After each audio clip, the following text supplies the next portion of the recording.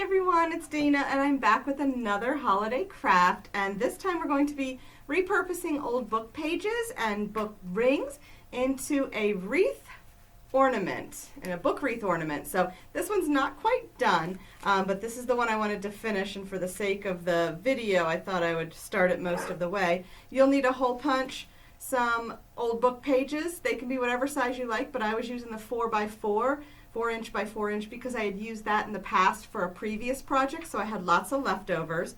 Book rings, any size, doesn't matter. It just means how large your wreath is going to be. Some twine. We have a whole tote of twine, so I'll just pick some of that up. And if you want, you can also use any, dollar store goodies and bows and ribbon, whatever you have lying around the house. So what you'll need to do is take your piece of paper, fold it in half, and then fold it in half again, and punch a hole. You can see. Doesn't matter if it's centered or not.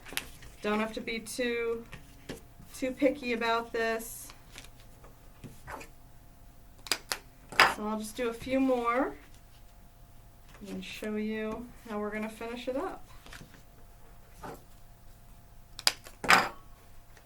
Alright, so where's my book ring opening? It opens right here. I'm going to feed them through.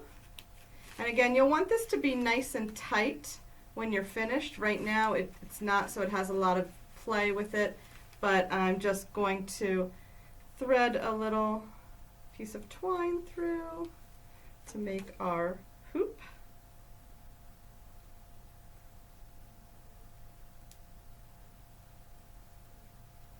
You can make it as big or small as you want. And again, once you have it all up, it'll be nice and full. And then you can take some ribbons and attach it so it's very colorful with glue or anything. So I hope this is something you'll try with some of the old books you might have laying around the house, or you can get old books at the thrift stores and things like that. So give this a try and have fun making a new handmade ornament for your holiday tree. Thanks for watching.